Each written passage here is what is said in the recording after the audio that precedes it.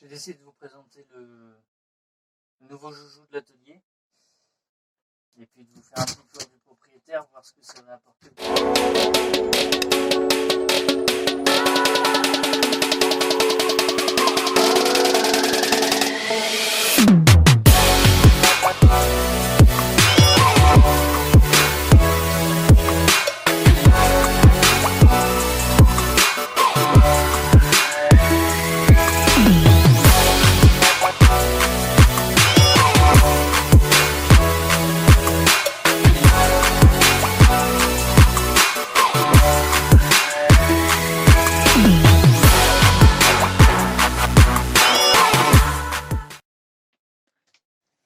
Alors je vous présente la machine juste avant de la refermer, puisqu'ici normalement il y a le plateau forcément, mais je laisse le câblage de visible pour que vous puissiez voir comment c'est foutu.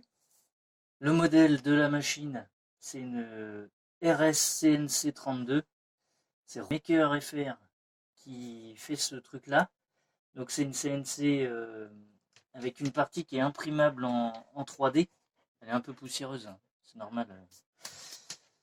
Il y aura de la poussière partout. Et toute la conception, voilà, c'est lui qui fait ça. Pourquoi je choisis ce modèle? Parce que c'est pas du tout le même prix que d'acheter une CNC toute faite, hein. C'est évidemment beaucoup moins cher. Je sais pas combien ça m'a coûté au final. Quand même plusieurs centaines d'euros. Mais ça reste quand même beaucoup moins cher que ce qui se fait chez les vendeurs traditionnels. Et puis l'idée du coup, c'est d'avoir un champ des possibilités qui soit démultiplié avec la fraiseuse assistée par ordinateur. Le but, voilà, c'est d'envoyer du fichier dans la machine et qu'elle nous fasse de la gravure, du fraisage, toute seule. Côté électronique, ça a l'air un peu le bordel, mais en fait, c'est un bordel organisé. Puisque tout au fond, là, on voit qu'il y a toute une paire de fils qui sort, qu'en fait, ils sont scotchés entre eux pour qu'on puisse les reconnaître. Ça marche par paire de 4. 4 fils pour un moteur, 3 moteurs, 3 fois 4 fils. Donc ça nous fait 12 fils qui arrivent ici. Après, ça communique sur la carte. Et puis, cette même carte, elle communique avec la seconde carte ici pour l'écran, pour les commandes. Tout ça, c'est alimenté par le transfo qui est là.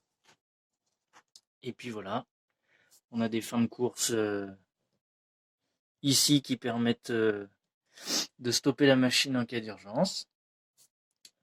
Ça fonctionne avec des courroies dont il faut vérifier la tension. Pour les moteurs, on a du NEMA 23. C'est du moteur un peu plus puissant que sur de l'imprimante 3D, hein, forcément. C'est pas du NEMA 17 comme on retrouve souvent, du NEMA 23. Pour l'axe ici, il y en a un seul. Moi, j'ai décidé d'en mettre un seul de chaque sur chaque axe. Certains font le choix d'en mettre un deuxième. Moi, je vois pas l'intérêt pour l'instant. Tout l'intérêt de ce modèle, c'est que j'ai pu l'adapter aux dimensions que je voulais, hein. Ici, on a une largeur de travail de 61 cm, donc en gros 60. Et la longueur, c'était ça, tout ça l'intérêt. C'est que moi, je l'ai rallongé, hein, et je l'ai monté à 2,01 m, donc 2 mètres pour arrondir.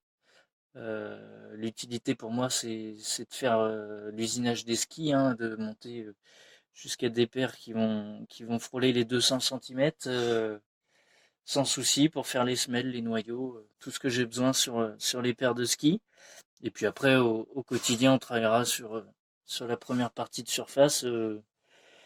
L'intérêt de cette machine, du coup, c'est que j'ai pu la mettre dans un caisson que je vous présente là. Un caisson qui a 2 portes avec des vitres.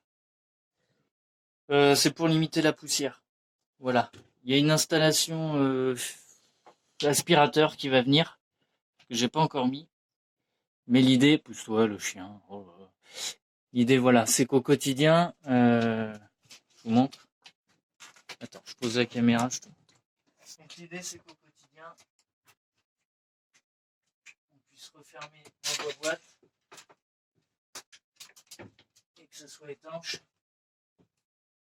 au maximum pour la poussière. Parce qu'évidemment, elle est en plein milieu de l'atelier.